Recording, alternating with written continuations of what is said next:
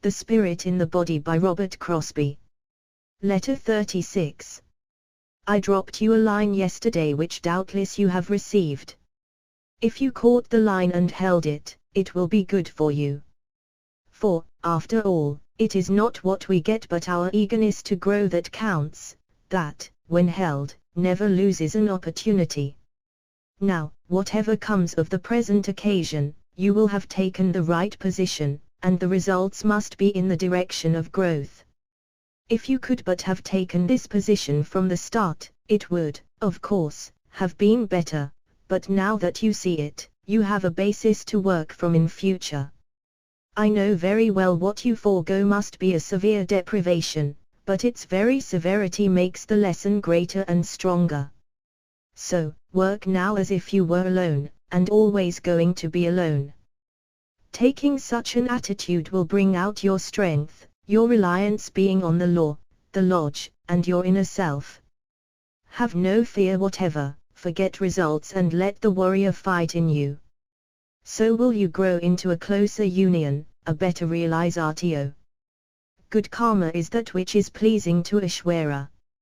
It is good because of the attitude taken, and because it came from beyond the personality, was not striven for as such. I do not suppose that it offers much consolation to think that we will have to avoid making good karma as well as bad, for, generally considered, both are personal and physical, relating to the lower self. We use karma in performing duty, but our work is evidently not that of manufacturing any special brand for our own use and pleasure. We take it as it comes, and are happy as may be under the circumstances, learning to be happy under any.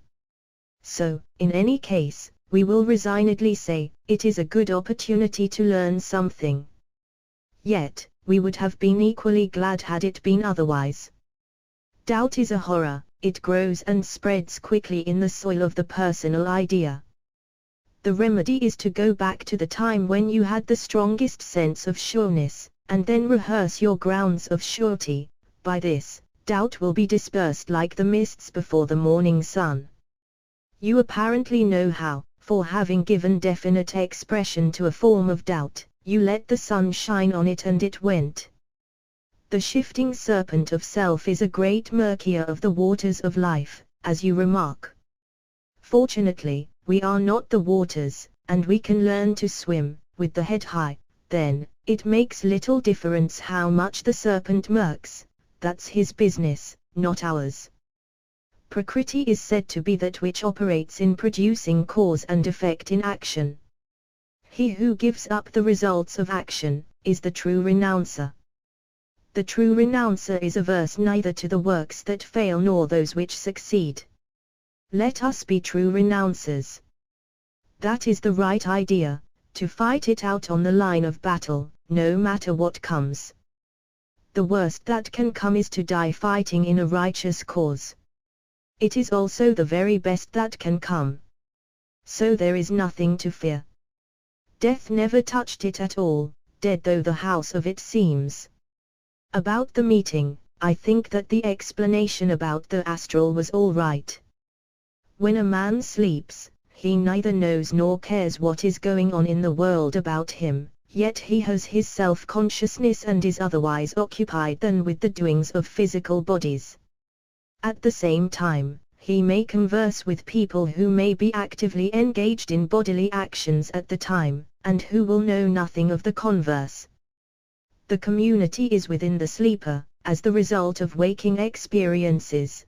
The heavenly state is, also, the result of the best of the waking experiences. Both are individual and assimilative rather than communal, in the ordinary man. The astral plane is a reflection of earth and an inferno. The wise man tarries there neither during life nor after death. When a man dies, he does so to get rid of the earthly body and its connections. Having had a meal of earthly conditions, he stops eating, in order to assimilate the food. If he had to eat more on the astral plane, which communal life would necessitate, the cessation of bodily activity would confer no advantage, nor opportunity for the assimilation of desirable elements acquired during physical life. Other analogies may occur to you. The elemental kingdoms have never been fully explained, for which there must be a reason. There are 7 great classes of divas, with their 7 subdivisions, among the former being the Kumaras with whom man has most to do, or vice versa. The nature spirits seem to be the offshoots of the first elemental kingdoms, some passing the concrete mineral, not becoming crystallized, others not becoming herbalized, others escape forms of watery life, still others escape forms of air life.